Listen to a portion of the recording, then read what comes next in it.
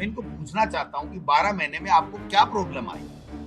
आपने 13,552 टीचर नहीं दिए, 3,640 क्लेरिकल स्टाफ नहीं दिया, उसके बावजूद भी बच्चे जो सेकेंडरी बोर्ड की एग्जाम थी उसमें सबसे अच्छा हिंदी मीडियम से भी बहुत अच्छा उनका परीक्षा परिणाम रहा है। एक जगह से लिख करके नहीं आई। आपने किसी गांव में कोई ज्ञापन अगर मीडिया के सामने कभी किसी मंत्री संतरी मुख्यमंत्री को दिया हो कि मेरे यहाँ इंग्लिश मीडियम बंद कर दो, तो मुझे बता दीजिए। कुल मिला करके शिक्षक नहीं देना, इंफ्रास्ट्रक्चर का पैसा नहीं देना, क्योंकि ये बहुत अच्छी शुरुआत थी कांग्रेस पार्टी की सरकार की। मैं जब शिक्षा मंत्री था तो माननीय मुख्यमंत्री अशोक गहलोत साहब से मैंने निवेदन किया था कि इस तरीके का लोगों की डिमांड है कि हमारा गरीब का बेटा भी इंग्लिश मीडियम में सरकारी में क्यों नहीं पढ़ सकता 70 साल की आजादी के बाद। तो उन्होंने मुझे शहर से इसकी अनुमति दी थी और हमने इस तरीके से इसके नियम बना दिए, कैडर बना दिया, नई नियुक्ति कर दी, कंप्यूटर अनुदेशक की भर्ती कर दी, सब कुछ कर दिया। केवल इनको इन टीचर्स को देना था, इनको और सुदृढ़ीकरण करने की आवश्यकता थी।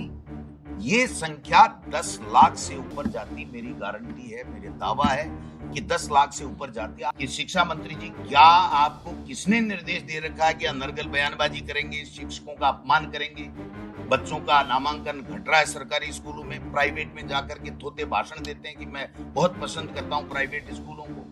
ये निजी स्कूलों को जो बेजा फायदा देने का षड्यंत्र शिक्षा मंत्री जी कर रहे हैं और इनका नामांकन घट रहा है। इस साल 1.25 लाख सरकारी स्कूलों में नामांकन घट गया। इनकी इस सोच के कारण से जनता के साथ कंधे से कंधा मिलाकर के जनता की आवाज को बुलंद करेंगे, संघर्ष करेंगे, सड़क और सदन दोनों जगह करेंगे, इनकी बेईमानी को उजागर करेंगे। इनकी नई शिक्षा नीति लेकर के आया हूं, जिस शिक्षा नीति में बाकायदा ये लिखा हुआ है कि पैरा नंबर 4.14 में अपने घर की भाषा, मातृभाषा और अंग्रेजी दोनों में सक्षम हो सके, 2 में अंग्रेजी अनिवार्य बताया।